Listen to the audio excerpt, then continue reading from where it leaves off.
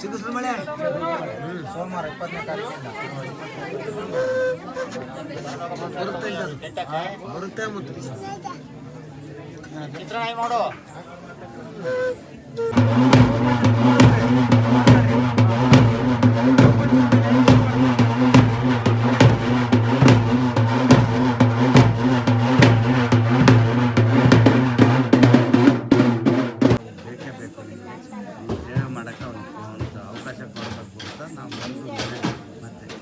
ಆ ಸಂದರ್ಭದಲ್ಲಿ ನನ್ನ ಮಗಳು ಹುಟ್ಟಿ 10 ವರ್ಷಕ್ಕೆ ನನ್ನ ಮಗ ಹುಟ್ಟಿತ್ತು. ಯಪ್ಪನ ಆಶೀರ್ವಾದದಿಂದ ಇವತ್ತು ನಮ್ಮ ಮಗ ಕೂಡ ಇಲ್ಲೇ ಕೆಲಸ ಮಾಡ್ತಾನೆ, ದೇವ್ರ ಕೆಲಸ ಎಲ್ಲ ಮಾಡ್ತಾನೆ ಮಾಡಿದ್ರು ಅಂತೇಳಿ ಶುಕ್ರವಾರ ವಿಶೇಷ ಪೂಜೆ ಏನಿದೆ ದಿವಸ ನಾವೊಂದು ಅನ್ನ ದಾಸೋಹ ಮಾಡಬೇಕು ಅಂತೇಳಿ ಒಂದು ಪ್ರಯತ್ನ ಮಾಡಿ ನಾವು ನಡೆಸ್ಕೊಂಡು ಹೋದ್ವಿ. ಅವತ್ತಿಂದ ಇವತ್ತಿನವರೆಗೂ ಇದು ಅನ್ನದಾಸೋಹ ಹಿಂಗೆ ಸ್ವಾಮಿ ಶುಕ್ರವಾರ ವಿಶೇಷ ಪೂಜೆ ನಡೆಯುತ್ತೆ. ಅನ್ನದಾಸೋಹ ಮಾಡ್ಕೊಂಡು ನಡೆಸ್ಕೊಂಡು ಹೋಗ್ತೀವಿ ಮೇಡಮ್.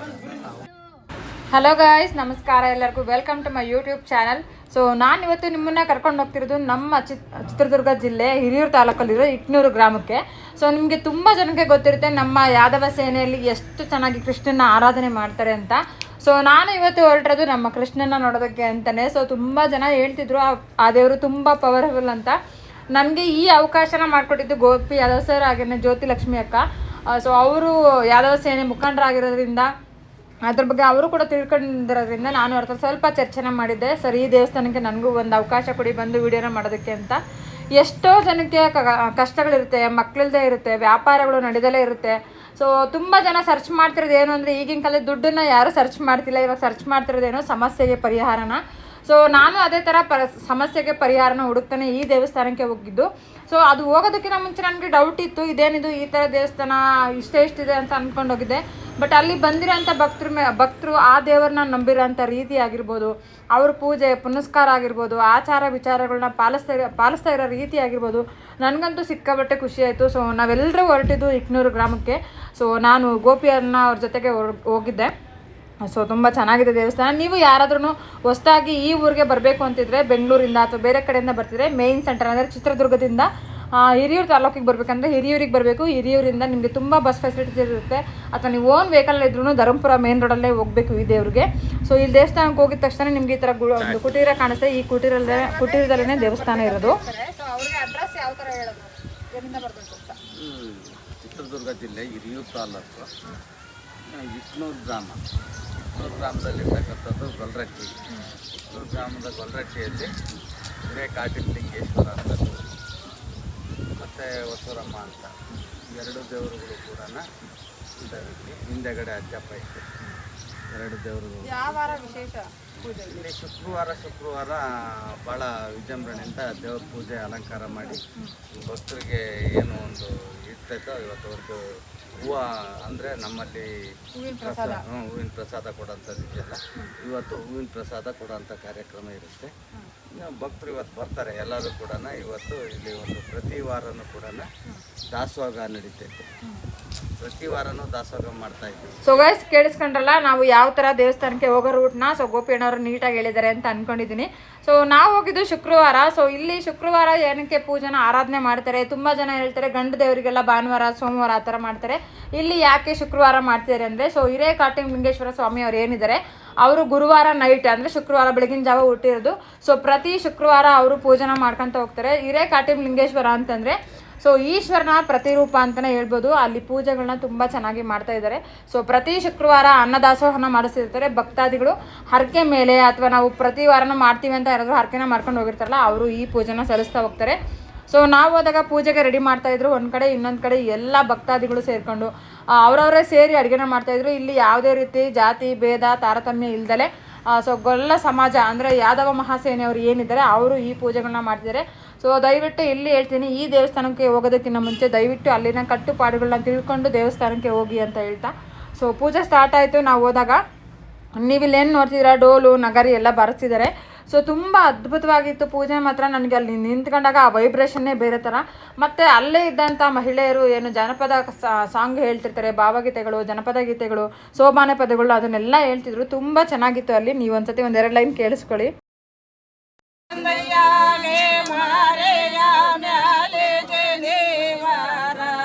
ಲಿಂಗ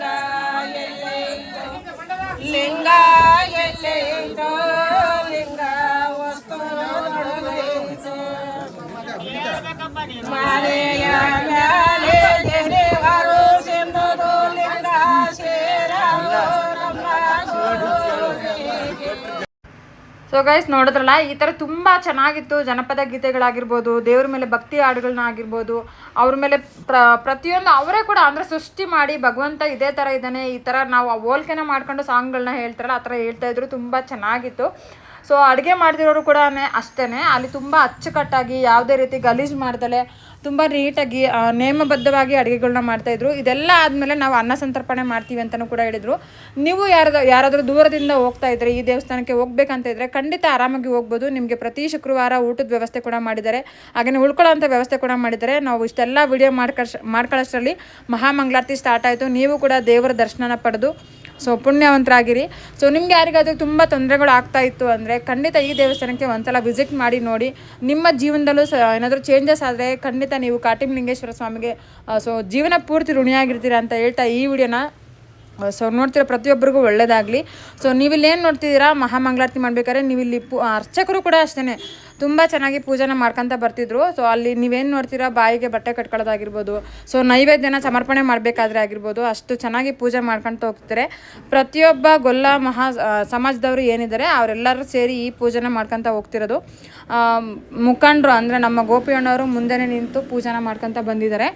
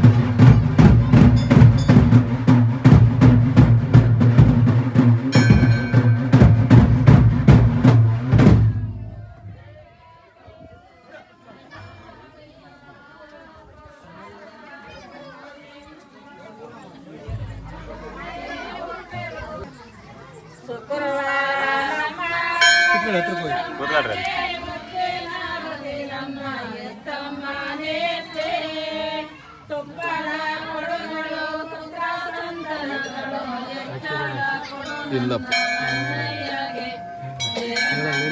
ಹೂವು ಜಾಸ್ತಿ ಇಕ್ಕಿಲ್ಲ, ಆಮೇಲೆ ಎಲ್ಲ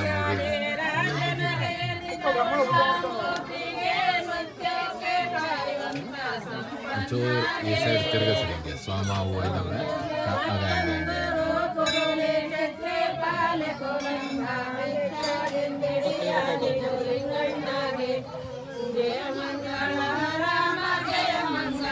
ಸೊ ಗೈಸ್ ಮಹಾಮಂಗಳಾರತಿ ಆಗಿದ್ದಾದಮೇಲೆ ಎಲ್ಲರೂ ಹೂವಿನ ಪ್ರಸಾದ ಕೇಳೋದಕ್ಕೆ ಅಂತ ಕೂತಿರ್ತಾರೆ. ಸೊ ಎಷ್ಟು ಜನ ಅಲ್ಲಿ ಬಂದಿರ್ತಾರೋ ಅಷ್ಟು ಜನಕ್ಕೂ ಕೂಡ ದೇವ್ರದ್ದು ಹೂವಿನ ಅರ್ಪಣೆ ಕೇಳೋದಾಗಿರ್ಬೋದು ಅಥವಾ ಗಣೆ ಊದೋದು ಅಂತ ಹೇಳ್ತಾರೆ. ಮೀನ್ಸ್ ಗಣೆ ಊದೋದು ಅಂದರೆ ಅಲ್ಲಿ ಕೊಳಲನ್ನ ಊದೋದು. ಇದು ವಂಶ ಪಾರಂಪರ್ಯವಾಗಿ ಬಂದಿರುತ್ತೆ ಅವ್ರಿಗೆ ಇದು ಕೊಳಲನ್ನ ಊದೋದು. ಸೊ ಕೊಳಲನ್ನ ಊದಿದಾಗ ದೇವರ ಅನುಗ್ರಹ ಏನಾಗುತ್ತೆ ಅದನ್ನು ಅವರು ಹೇಳ್ತಾರೆ. ಸೊ ಇದರಲ್ಲಿ ಯಾರಿಗಾದ್ರೂ ನಂಬಿಕೆ ಇಲ್ಲ ಅಂದರೆ ಖಂಡಿತ ನೀವು ದೇವ್ರನ್ನ ಡೈರೆಕ್ಟಾಗಿ ಹೂವಿನ ಪ್ರಸಾದ ಮುಖಾಂತರನೂ ಕೇಳ್ಬೋದು. ಸೊ ಹೂವಿನ ಪ್ರಸಾದ ಆಗಿರಲಿ ಮತ್ತು ಅವ್ರು ಏನು ಕೊಳಲನ್ನು ಊದಿ ಹೇಳ್ತಾರೆ, ಸೊ ಎರಡೂ ಕೂಡ ಒಂದೇ ಆಗಿರುತ್ತೆ, ಬೇರೆ ಬೇರೆ ಥರ ಮಾತುಗಳು ಏನೂ ಆಗಿರಲ್ಲ. ಸೊ ನೀವು ಅದನ್ನು ಪರೀಕ್ಷೆ ಮಾಡಬೇಕು ಅಂತ ಏನಾದರೂ ನಿಮಗಿದ್ರೆ ಖಂಡಿತ ಈ ದೇವಸ್ಥಾನಕ್ಕೆ ಒಂದ್ಸಲ ವಿಸಿಟ್ ಮಾಡಿ. ಅಥವಾ ತುಂಬ ದೇವ್ರನ್ನ ನಂಬ್ತೀರ ನೀವು, ದೇವರಲ್ಲಿ ನಂಬಿಕೆ ಇತ್ತು ಅಂದರೆ, ಸೊ ಯಾವುದಾದ್ರೂ ಹೊಸ ಬಿಸ್ನೆಸ್ನ ಸ್ಟಾರ್ಟ್ ಮಾಡಬೇಕಂತ ಇದ್ದರೆ, ಹಾಗೆಯೇ ಮಕ್ಕಳು ಏನಾದರೂ ಆಗಿಲ್ಲ ಅಂದರೆ, ಮದುವೆಗಳು ಏನಾದರೂ ತುಂಬ ಡಿಲೇ ಆಗ್ತಿದ್ರು ಕೂಡ ದೇವ್ರನ್ನ ಒಂದ್ಸಲಿ ಕೇಳಿ ಪೂಜೆನ ಮಾಡಿಸ್ಕೊಂಬಂದರೆ ಖಂಡಿತ ಒಳ್ಳೆಯದಾಗುತ್ತೆ ಅನ್ನೋದು ಇಲ್ಲಿನ ನಂಬಿಕೆ. ಸೊ ಇಲ್ಲಿಗೆ ಬಂದರೆ ಯಾವುದೇ ರೀತಿ ಅಂದರೆ ಮಾಟ ಮಂತ್ರ ವಾಮಾಚಾರ ಕೂಡ ನಿಂತೋಗುತ್ತೆ ಅನ್ನೋದು ಇಲ್ಲಿನ ಅಪಾರವಾದ ನಂಬಿಕೆ. ಸೊ ಎಷ್ಟೇ ದೂರದಿಂದ ಜರ್ನಿ ಮಾಡ್ಕೊಂಡು ಇಲ್ಲಿಗೆ ಬಂದಿದ್ರು ಕೂಡ ಈ ಗ್ರಾಮಸ್ಥರು ನಿಮ್ಮನ್ನು ತುಂಬ ಚೆನ್ನಾಗಿ ಟ್ರೀಟ್ ಮಾಡಿ ಕಳಿಸ್ತಾ ಇದ್ದಾರೆ. ಸೊ ಒಂದ್ಸಲ ವಿಸಿಟ್ ಮಾಡಿ ಬನ್ನಿ, ನೀವು ಕೂಡ ಕೇಳಿ ಯಾವ ಥರ ಕೇಳ್ತಿದ್ದಾರೆ ಅಂತ. ಸೊ ಇಲ್ಲಿ ಇವ್ರು ಏನು ಕೇಳ್ತಿದ್ದಾರೆ ಅಂದರೆ ಮಳೆ ಬಗ್ಗೆ ಕೇಳ್ತಾ ಇದ್ದಾರೆ. ಸೊ ಮಳೆ ಆಗುತ್ತಾ, ಯಾವಾಗ ಆಗುತ್ತೆ, ನಮಗೆ ಬೆಳೆ ಎಲ್ಲ ಚೆನ್ನಾಗಿ ಸಿಗುತ್ತಾ ಕೈಗೆ ಅಂತ. ಸೊ ನಾನು ಕೂಡ ಲೈವ್ ಆಗಿ ನೋಡಿ ನನಗೆ ತುಂಬಾ ಸಂತೋಷ ಆಯಿತು. ಹೂವಿನ ಪ್ರಸಾದ ನಾವು ಕೂಡ ಕೇಳಿದ್ವಿ, ಅದು ಆ ಕ್ಲಿಪ್ಪಿಂಗ್ ಕೂಡ ಇದರಲ್ಲಿ ಹಾಕ್ತೀವಿ. ಸೊ ವಿಡಿಯೋನ ಎಂಡ್ವರೆಗೂ ನೋಡಿ.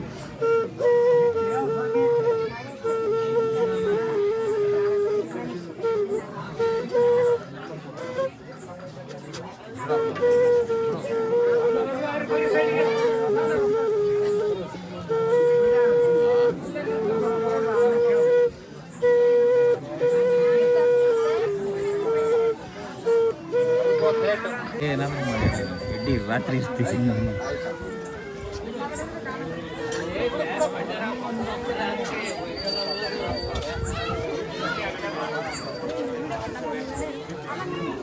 ಗಣೆ ಹೇಳ್ತಾರೆ ನೋಡಿ, ನಮ್ಮದು ಯಾವತ್ತೂ ನಮ್ಮ ತಾತ ಮುತ್ತಾದಿ ಕಾಲದಿಂದ ಹಿರಿಯರಿಂದ ನಾವು ಗಣೆಯಲ್ಲಿ ನಾವು ದೇವ್ರನ್ನ ಕಷ್ಟ ಸುಖಗಳನ್ನ ಕೇಳ್ಕೊಳ್ತೀವಿ. ಆ ಗಣಿಯಲ್ಲಿ ಏನು ಹೇಳಿರುತ್ತೋ ಅದು ನಿಜವಾಗುತ್ತೆ ಅನ್ನೋ ಒಂದು ಸಂಪ್ರದಾಯ ನಮ್ಮ ಈ ನೂರಾರು ವರ್ಷಗಳಿಂದಲೂ ಅದು ನಮಗೆ ನಂಬಿಕೆಯಿಂದ ನಡೆದು, ಅದಕ್ಕಾಗಿ ಈ ಅಪ್ಪ ಒಬ್ಬ ಪೂಜೆಯಾಗಿ ಗಣೆ ಹೋಗ್ತಾ ಇರ್ತಾರೆ. ಆಮೇಲೆ ಅದಕ್ಕೂ ಮಿಗಿಲಾಗ ಅಯ್ಯಪ್ಪ ಏನಾದರೂ ಚೆನ್ನಾಗಿದ್ದಾಗ ದೇವ್ರನ್ನ ಪ್ರಸಾದ ಕೇಳ್ತೀವಿ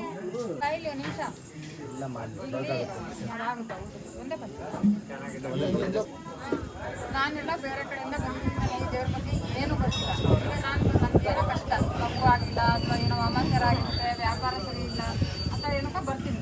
ನಾನು ಯಾವ ಥರ ದೇವ್ರನ್ನ ಕೇಳಬೇಕು, ಯಾವ ಥರ ಬರಬೇಕು, ನಾನು ಬರೋಕ್ಕೆ ಮುಂಚೆ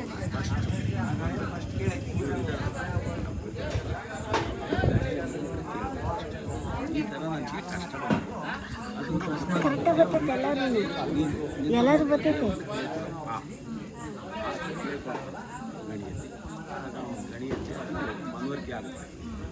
ಈ ಥರ ಹೇಳೋ ಅವ್ರಿಗೆ ಅವ್ರನ್ನ ಕಷ್ಟಪಡ್ತೀನಿ ಅಂತ ಅಯ್ಯಪ್ಪಗೆ ಅವ್ರನ್ನ ಸೂಚನೆ ಕೊಡ್ತಾರೆ ಸ್ವಾಮಿ. ಇಲ್ಲ ಇದು ಅದನ್ನು ನಿಜವೇ ಸುಳ್ಳೆ ಅಂತ ಹೇಳಿ ನಾವು ಬೇಕಾದ್ರೆ ಅದೇ ಥರನೇ ಪ್ರಕಟ ಕೊಡೋದು. ಇದನ್ನು ನಾವು ಅಜ್ಜಿ ಗೊತ್ತಾದ್ವಿ. ಈಗ ನಿಮ್ಗೇನಾದರೂ ಕಷ್ಟ ಬಂದರೆ ಏನೇ ಮನೆ ಕಡೆಯಲ್ಲ ಬಂಧುಗಳಿದ್ದು ಹೇಳೋದು ನಮ್ಮ ಕಾರಣಿಕ ಹೇಳುತ್ತೆ. ಮತ್ತು ಇನ್ನು ಪ್ರತಿ ಶುಕ್ರವಾರ ಮಂಗಳವಾರ ಏನು ಭಕ್ತಾದಿಗಳು ಬರ್ತಾರ, ಅವ್ರು ಬಂದು ಕೆಲವರು ನನಗೆ ಮಕ್ಕಳಾಗಿಲ್ಲ, ಮಕ್ಕಳು ಫಲ ಕೊಡು ಅಂತ ಬರ್ತಾರೆ. ಕೆಲವರು ನನ್ನ ತೋಟದಲ್ಲಿ ಬೆಳೆ ಸರಿಯಾಗಿ ಆಗ್ತಾಯಿಲ್ಲ, ಕಾರಣ ಏನು, ಅದಕ್ಕೊಂದು ಕಾಯಿ ಒಂಥರ ವಿಶೇಷವಾಗಿ ಸ್ವಾಮಿ ರತ್ನ ಪಡ್ಕೊಂಡು ಪೂಜಾರಪ್ಪನ ಮುಖಾಂತರ ಮಾಡ್ತಾರೆ. ಅದಾದಮೇಲೆ ಕೆಲವು ನನ್ನ ಮಗನ ವಿದ್ಯಾಭ್ಯಾಸ ಸರಿಯಾಗಿ ಆಗ್ತಾಯಿಲ್ಲ, ನನ್ನ ಮಗಳಿಗೆ ಯಾಕೋ ಕಂಕಣ ಫಲ ಕೂಡಿ ಬರ್ತಾ ಇಲ್ಲ, ಈ ಥರ ಸಾಕಾಗುವಷ್ಟು ಕಷ್ಟ ಅವರು ನೋವುಗಳನ್ನ ಬಂದು ಸ್ವಾಮಿ ಹತ್ರ ಹೇಳ್ಕೊಂಡು ಗಣೆ ಕೇಳ್ತಾರೆ. ಗಣೆಯಲ್ಲಿ ಏನು ಕೇಳ್ತಾರ ಅದೇ ಪ್ರಕಾರ ಸ್ವಾಮಿನೂ ಅಪ್ಪಣೆ ಮಾಡ್ತಾರೆ. ಎಡಬಲ ಅಂತ ಕೂತ್ಕೊಂಡು ದೇವ್ರು ಕೇಳ್ತಾರೆ.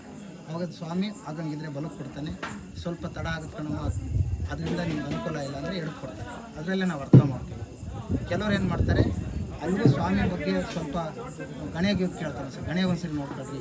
ಮತ್ತು ಮುಂದಿನ ಪುರಾತನ ಕಾಲದಿಂದ ಶ್ರೀಕೃಷ್ಣ ಪರಮಾತ್ಮ ಏನು ನಮ್ಮ ಗೋಕುಲಕ್ಕೆ ಕಾಡುಗೊಲ್ಲರಿಗೆ ದನಗಳನ್ನ ಕಾಯ್ಬೇಕಾದ್ರೆ ಏನು ಒಳಗು ಅಂತ ಕೊಟ್ಟಿದ್ನ ಅದನ್ನು ನಾವು ಗಣೆ ಅಂತ ಹೇಳ್ತೀವಿ. ಆ ಗಣೆ ಊದ್ಬಿಟ್ಟು ಆ ಗಣೆಯಲ್ಲಿ ಸ್ವಾಮಿ ಏನು ಹೇಳ್ತಾನೋ ಅದನ್ನು ಬಂದಂಥ ಭಕ್ತಾದಿಗಳಿಗೆ ಹೇಳ್ಬಿಟ್ಟು ಬಗೆಹರಿಸ್ತಾರೆ. ನಿಮಗೆ ನೀವೇನಾದರೂ ಕೇಳ್ಕೊಂಡಿದ್ದೀರಾ? ನಾನು ಕೇಳ್ಕೊಂಡಿದ್ದೀನಿ ಮೇಡಮ್. ನಿಮಗೆ ಏನು ಒಳ್ಳೆಯದಾಗಿದೆ? ನನಗೆ ಸುಮಾರು ವರ್ಷಗಳಿಂದ ಮಕ್ಕಳಿರಲಿಲ್ಲ. ನಾನು ಸ್ವಾಮಿ ಹಿರೇಕಾಟಿಮಲಿಂಗೇಶ್ವರ ಪಾದಕ್ಕೆ ನಮಸ್ಕರಿಸುತ್ತಾ ನಾನು ಅಪ್ಪನ ಪಾದಕ್ಕೆ ನನ್ನ ಕಷ್ಟ ಹೇಳ್ಕೊಂಡಾಗ ನನಗಿವತ್ತು ಆ ಸ್ವಾಮಿ ದೀಪ ಹಚ್ಚೋಕ್ಕೆ, ಆ ಸ್ವಾಮಿ ಪೂಜೆ ಮಾಡೋಕ್ಕೆ ಒಬ್ಬನ ಗುಣ ಕೊಟ್ಟಿದ್ದಾರೆ. 100% ನಂಬ್ತೀನಿ ಮೇಡಮ್, 100ಕ್ಕೆ 100 ಸತ್ಯ. ಭಾಗದಲ್ಲೆಲ್ಲ ಕೂಡ ಈ ಭಾಗದಲ್ಲಿ ಸುಮಾರು 48 ಹಳ್ಳಿ ಏನಾಯ್ತು, ಪ್ರತಿ ಅಮಾವಾಸ್ಯೆ ಪೌರ್ಣಮಿಗೆ ಅಲ್ಲಿ ನೇರಳಕ್ಕೆ ಬರ್ತಾರೆ. ಅಲ್ಲಿ ಬಂದುಬಿಟ್ಟು ಇದೇ ಥರ ಮಕ್ಕಳಿಲ್ದರು, ಬೋರಲ್ಲಿ ನೀರಿಲ್ದರು, ವಾಮಾಚಾರ ಆಗಿರ್ಬೋದು, ಮಗನ ವಿದ್ಯಾಭ್ಯಾಸ ಕುಂಠಿತ ಆಗಿರ್ಬೋದು, ಇವೆಲ್ಲ ವಿಚಾರವಾಗಿ ಸ್ವಾಮಿ ಹತ್ರ ಕೇಳ್ಕೊಂಡು ಹೋಗ್ತಾರೆ. ಎಲ್ಲ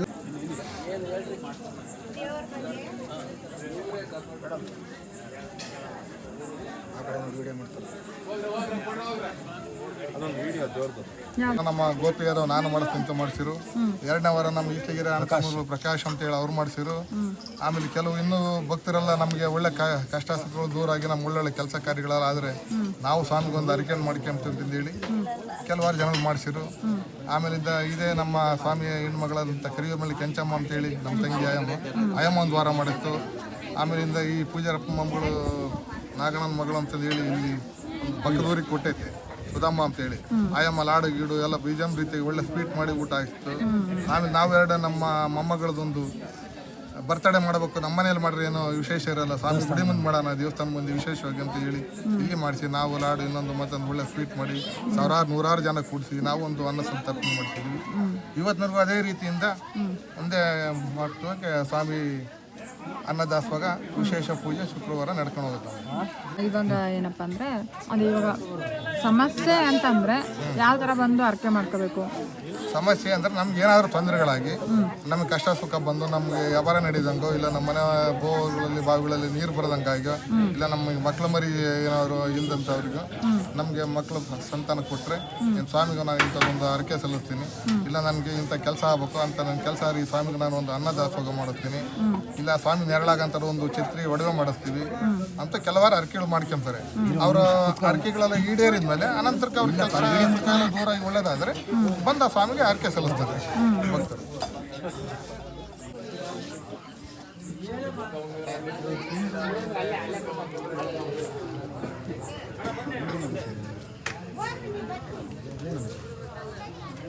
ಸರ್ ಇದನ್ನ ಏನಕ್ಕೆ ಮಾಡೋದು ಹೇಳ್ರಿ ಹಿಂಗೆ?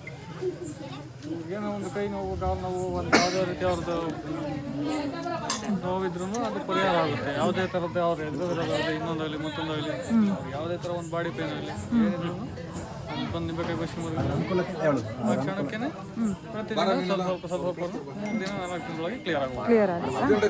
ಕಣ್ಣು ದೃಷ್ಟಿ ಹತ್ರ ಆಗಿದ್ರು ಹೋಗುತ್ತೆ. ಏನೇ ಆಗಿರಲಿಲ್ಲ ಅವ್ರಿಗೆ ಯಾವುದೇ ರೀತಿ ಗಾಳಿ ಪೀಡೆ ಪಿಚಾಚಿ ಎದುರಿರೋದಾಗ್ಲಿ ಎಲ್ಲರೂ ಬಿದ್ದಿರೋದಾಗಲಿ ನೋವಾಗಿರೋದಾಗಲಿ ಎಲ್ಲ ಅವ್ರ ಬಾಡಿನೊಳಗೆ ಏನೇನು ತೊಂದರೆ ಇದ್ರು ಇಲ್ಲಿ ತೀರ್ಥ ಆಡಿಸ್ಕೊಂಡು ನಿಂಬೆಕಾಯಿ ಅದು ಪ್ರತಿದಿನ ಸ್ವಲ್ಪ ಕಮ್ಮಿ ಆಗ್ತಾ ಹೋಗುತ್ತೆ. ಮತ್ತೆ ನೆಕ್ಸ್ಟ್ ಇನ್ನೊಂದು ವಾರ ಸತಿ ಕ್ಲಿಯರ್ ಆಗಿದೆ.